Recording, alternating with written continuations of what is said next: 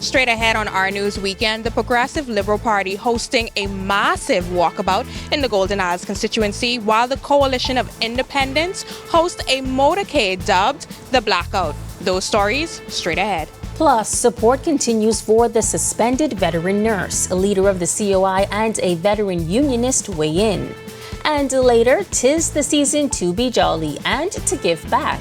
The Salvation Army launching their annual kettlebell ringing campaign to raise funds for those in need. We've got the details for these stories and so much more when our news continues.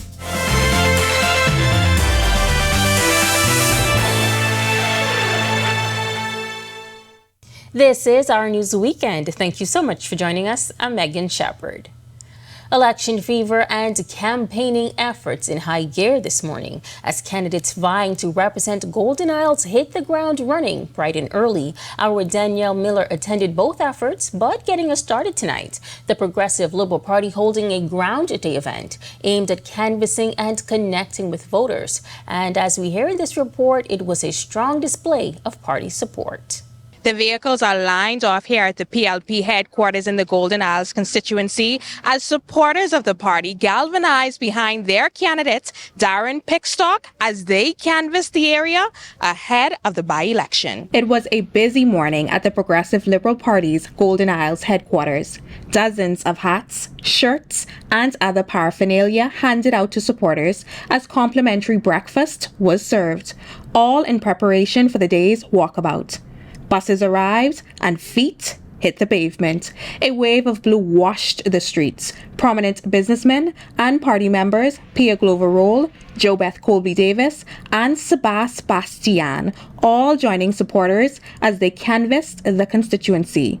Pickstock adding, the presence of fellow candidates is the definition of teamwork and allows for quick action when addressing the concerns of residents. And so I'm honored to have my colleagues on the ground with me, assisting with me, walking door to door, listening to concerns, and in some respects, dealing with them immediately and on the spot. Bastian, the PLP's candidate for Fort Charlotte, says the show of unity is not about public influence, but rather a show of support. He needs our support.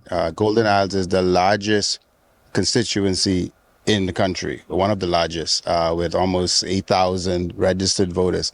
It's an extraordinary amount of ground for any one person, seasoned, unseasoned, new, old, to cover. It's almost practically impossible. Reporting for Our News, I'm Danielle Miller.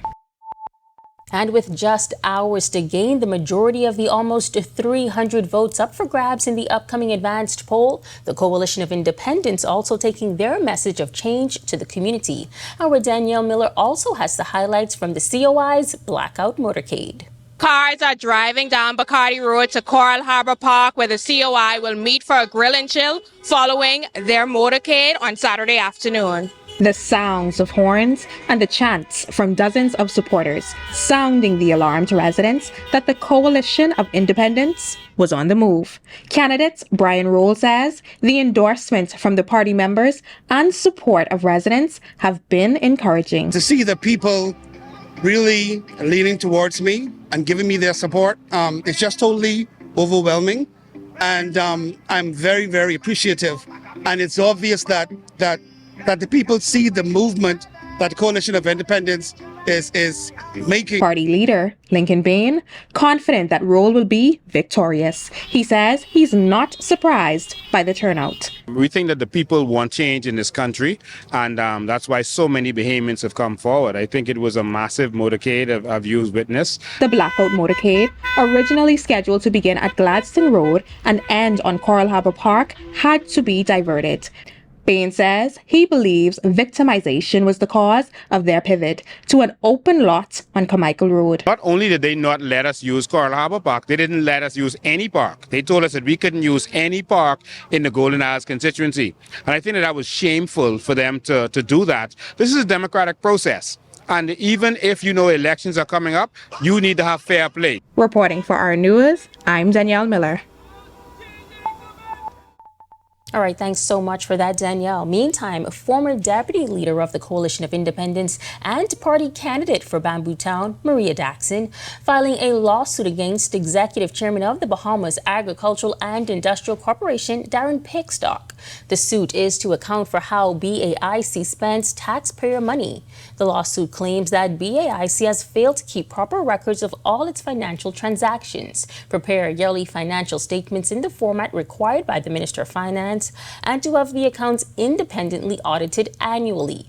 The suit comes days ahead of the advance poll and the by-election to select a new representative for the Golden Isles seat following the sudden passing of former MP Vaughn Miller. Pickstock is the PLP's candidate for the area, while the COI has ratified Brian Roll as its candidate. We put the matter to Pickstock outside the PLP Golden Isles headquarters this week. I haven't seen the lawsuit, first of all, but just listening to the little bit you said and being a lawyer, that seemed a bit frivolous to me. And so, that's all I would say to that right now until I would have had an opportunity to look at the lawsuit, at the claim that was filed. Was the suspension of the PMH nurse an intimidation tactic? Well, Coalition of Independents leader Lincoln Bain is describing it as such. He also accused Health and Wellness Minister Dr. Michael Darville of only speaking out against the matter because of the election season.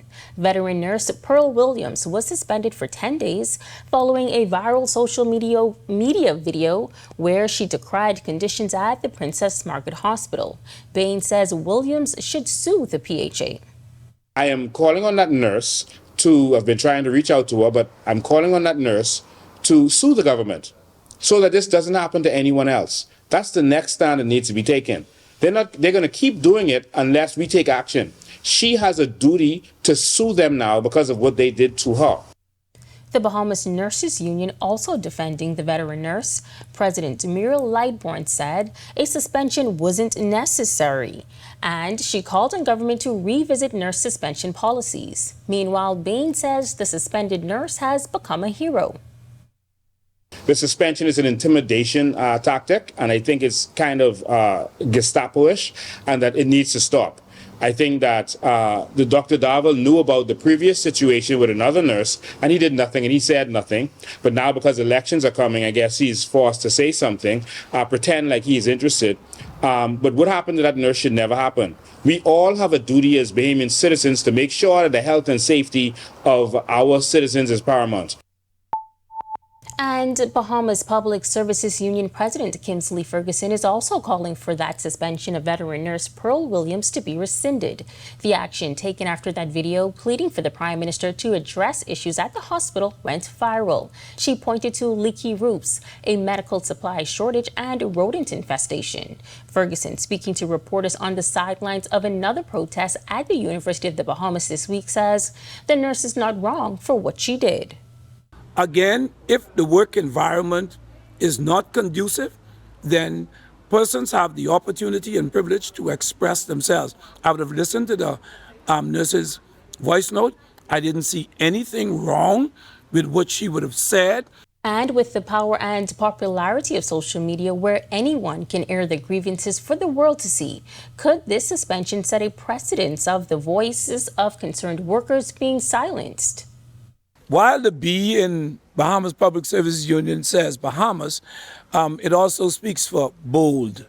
And so the people that we do represent are not afraid to stand up for their rights. And so it's not going to set a precedence for persons who are speaking out. And we invite them to speak out because as we bargain for them, they may need to bring clarity to issues that concern them, and they have the right to express themselves. And I appeal to public servants everywhere to stand up for your rights. Well, sports ambassador Rick Fox taking to social media recently, adding his voice to the upcoming by-elections. Earlier this month, Fox, in a sketch comedy video with comedian Sawyer Boy, poked fun of potholes in the Golden Isles constituency. Yesterday, in another Facebook post, Fox revealed that supporters of the current administration have suggested he refrain from commenting on the upcoming by-election. He then points out that another sitting ambassador with a portfolio is openly endorsing a candidate while running for office himself, leaving Fox to question, quote, "Are ambassadors free to speak on national matters, or only some ambassadors and only on party lines?" End quote. Rather than an endorsement, Fox says his comments were a reminder to the voters of Golden Isles about the importance of the responsibility to evaluate candidates based on leadership, competence, and track record. Fox adding that he does not hold back out of fear, friendship, or family ties when speaking on national matters. He says he was recently advised to seek guidance on what he's, quote, allowed to say as an ambassador.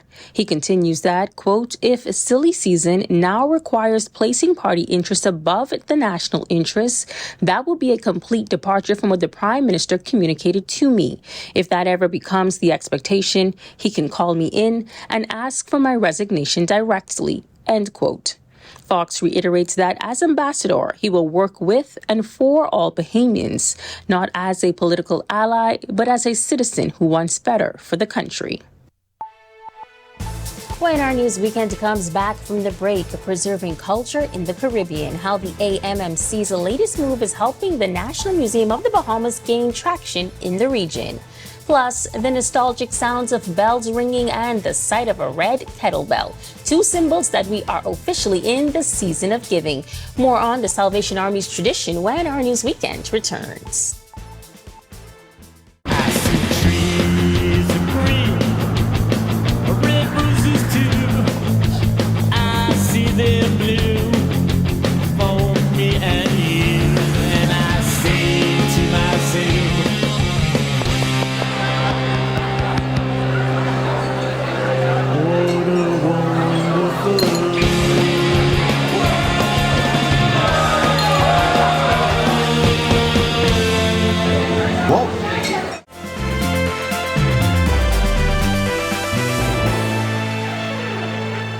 The regional push to preserve culture in the Caribbean is gaining traction, and the National Museum of the Bahamas is in the forefront of the fight. Director Don Cornish and his team are in the British Virgin Islands this week for the BVI Ideas Fest. While there, he met with BVI Premier Natalia Wheatley to outline a joint cooperation on the creation of two national museums there, a maritime museum and a natural history museum. The discussion covered technical assistance, draft governance and statutory frameworks, and a schedule for staff exchanges and training. In January, work is also set to start on a BVI digital heritage trail, adapting the platform piloted in the Bahamas. Cornish says the exchanging of ideas is key. It's great to be on Peter Island at the BVI Ideas Fest on one of the most beautiful islands in the British Virgin Islands. Great platform for ideas and an incubator for success in the industry.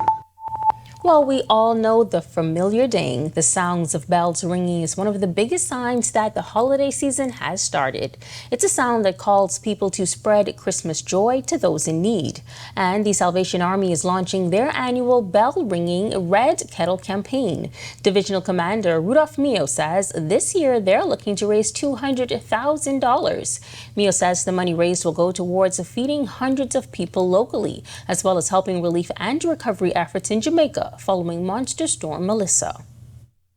We will be able to provide over 1,000 meals during the Christmas season for Christmas, and also through that will also help to carry our programs through the year 2026. Not only that, this year, due to the passing of Melissa in our sister island in the Caribbean, and we have decided to really give a portion of that, whatever will be collected this year, to Hurricane relief in Jamaica that Melissa devastated that country so much in the western part. We would want to support them as well. Mio says bell ringers will be stationed outside stores and malls in New Providence, Eleuthera, and Grand Bahama. When you pass in, you hear those bell ringing, encourage those volunteers and donate whatever you can towards the Christmas campaign and also for the hurricane relief in Jamaica. We will appreciate every little that you can give. And there is also the mails are out. People who will receive those mail and they can mail them back to the office. And people who desire to give towards it can just stop by the office as well. We open from Monday to Friday, 9 to 4. And they can donate anywhere and make every possible. They can also go online and do that and to support the Salvation Army. We got lots to get to tonight. One of our best shares some game with the kids in her hometown. The national women's team got a big win, and we see what our guys got up to in the association. It's a Hoopsville Saturday next on Our Sports Weekend. I see trees of green, red roses too. I see them blue for me and you. And I say to myself,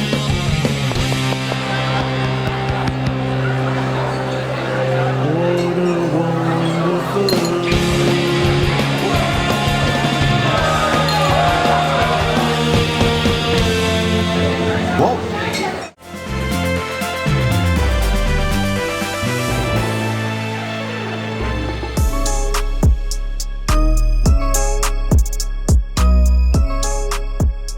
Good evening, I'm Tage Adderley, and it's great to be back with Our Sports Weekend. Grand Bahamas' very own Jonquel Jones is one of the brightest stars of the WNBA. She's been in her hometown over the past couple of days sharing game with the kids over in the north, and we were there. This is my old stomping grounds. I remember going to summer camps here, and just the hospitality of all the coaches that gave back to us and really just showed the importance of what community really means. That's WNBA superstar Jonquel Jones. She was back in her hometown, 8 Mile Rock, Grand Bahama, for a free 2-day basketball clinic. The camp aimed to inspire, empower, and develop the next generation of Bahamian girls from primary school up to high school. The primary and middle school girls were the focus on Thursday, and the high school girls participated on Friday. The camp featured top-level instruction from Jones and high-level coaches from the WNBA and the NBA. This is our first camp, and so right now we want to just come out and really see what the skill level is like and, just really give back to the community, make it more fun versus super competitive, and just really just show the girls that, there's a lot of people that come here to give back to Grand Bahama and that I started in the same community and they can do it too. Thank you to everybody that made it possible, to the donations, to the government for being able to provide the lunches to the kids because that's important as well. And, these things are only possible when we come together as a community and we give back to the kids. We're going to keep things on the hardwood where our women's team returned to the court in the Caribbean Basketball Championships and our guys took the floor in the NBA. The retooled Bahamas women's team ran roughshod over Jamaica last night in the Women's Caribbean Basketball Championship in Guyana, logging a big-time 88-56 win, their second straight of the tourney. Things were looking iffy in the early going, with the Bahamas barely getting out of the first quarter with a 23-20 lead. The Bahamas took off in the second quarter, however, building their lead to 13 points, and they never looked back. Felicia DeMerit led the squad in scoring. She had 25 points and 4 rebounds. Valerie Nesbitt logged a triple-double, dropping 20 points, 10 rebounds, and 11 assists. And LaShawn Higgs had 23. Bahamians also got after it in the association. DeAndre Ayton and the Lakers easily vanquished the New Orleans Pelicans 118-104. The big man had 20 points and was big on the boards, pulling down 16 rebounds in the win.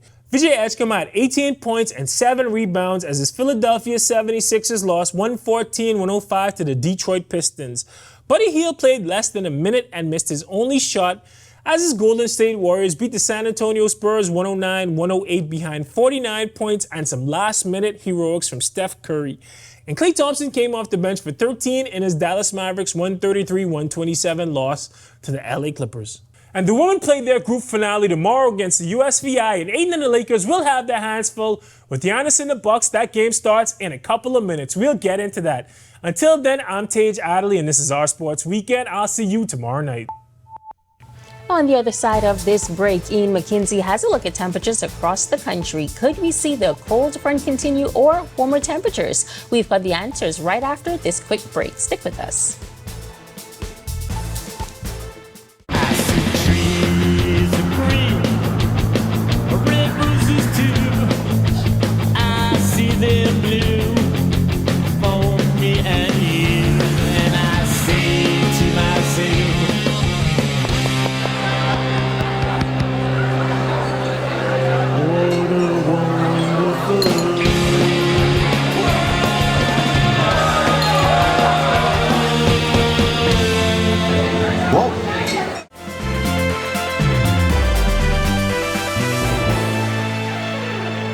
Thanks so much for joining us and welcome back. Here's a look now at your Saturday evening forecast. Currently outside our studios, we're under mostly clear skies with a temperature of 74. Winds from the east-northeast at 10 miles per hour, feels like at 74 as well. Across the country at this time, we have 73 in Freeport, 74s in Marsh Harbor and in the capital, 77 in Allenstown, 76s in Nicholstown, Great Harbor Key and in Governor's Harbor, Central Bahamas, 75 in Camps Bay as well as Port Nelson and Arthurstown, Kidd Island, 76s in Georgetown and Deadman's Key, Long Island, 77 in Black Point and 74 in Coburn Towns in Salvador. Southeast Bahamas, we have 78s in Duncantown as well as Abraham's Bay, 76s in Colonel Hill and Delectable Bay, Acklands, 80 in Matthewtown, 79 in Providenciales, Turks and Caicos.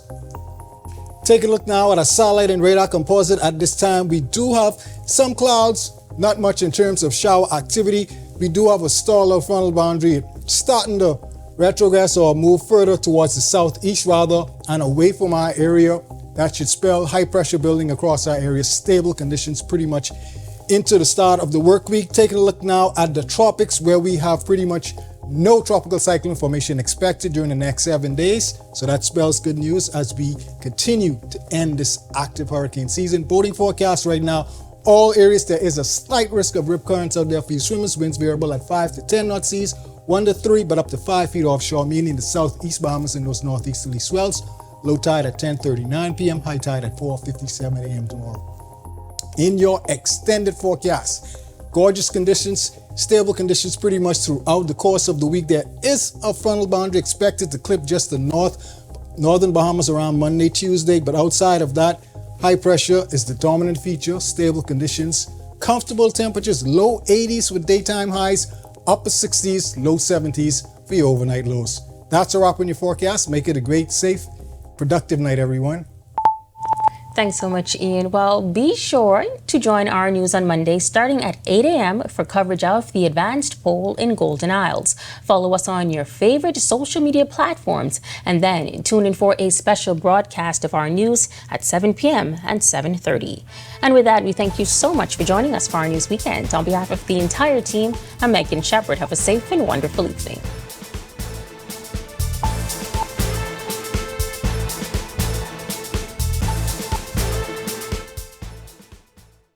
Hey guys, Megan Shepard here. Thank you so much for watching. Be sure to click that subscribe button if you want to see more content like this. Just click right over here.